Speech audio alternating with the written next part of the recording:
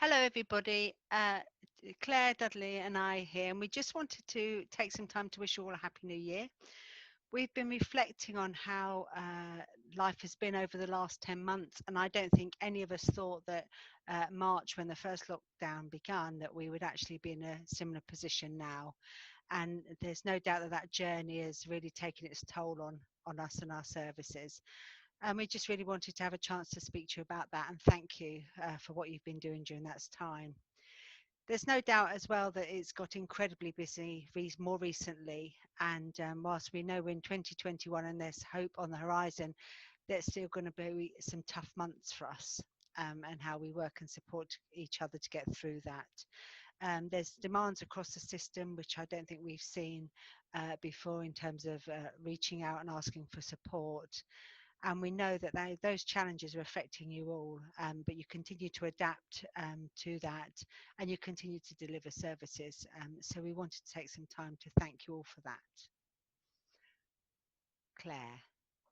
Hi, just to delve a little deeper and explore that further. So what we know is that across all services, we've had higher acuity and volume of service users, and that's both through our community offer and our inpatient offer. We've had to adapt to infection control and wearing PPE for extended periods of time, and that's extremely difficult given that our business in mental health is around connection with each other and our teams, but also with our service users. And I think that loss has been a feature, either for individuals with losses in their families or losses of service users. So an extremely highly anxious and difficult time for a lot of you.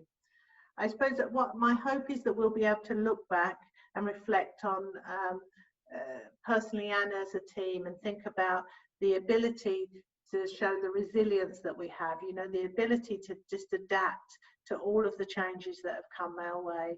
And within that change, it's carrying on caring and being dedicated to the public that we serve. So I'm hugely grateful to each and every one of you for the part that you've played in the whole during this pandemic.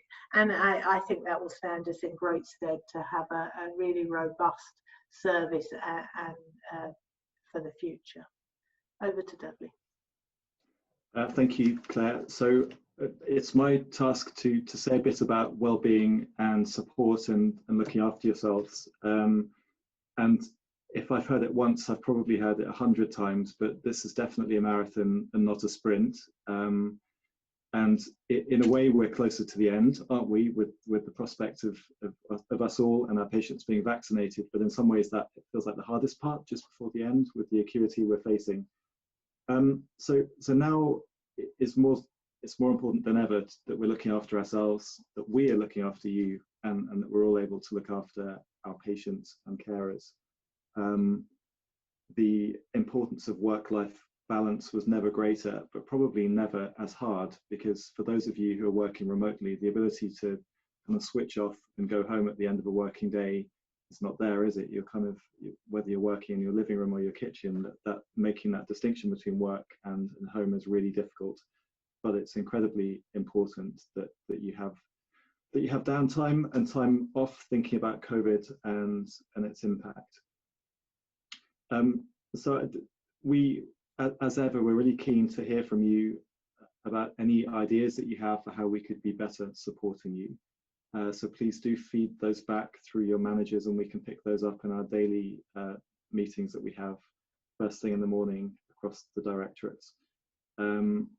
There is a staff support and wellbeing hub that's been set up for people who work in Bedfordshire and Luton, and Marlene will circulate the links to that hub with this message. So please do check that out, because we think that could be quite useful to some individuals. And then I guess lastly is the issue of annual leave, and foreign travel is not an option, obviously, for us at the moment. And I'm not looking at Claire for any particular reason, but Claire loves a holiday. But I would just say, take your annual leave, and even if it's time off at home in Bedfordshire, then then take it, because time switched off from work is really restorative, whatever you do. So yes, so we all look forward to coming and seeing you in your teams at some point soon, ideally without face masks when that's safe, but keep doing the brilliant work that you're doing, and all the best for 2021.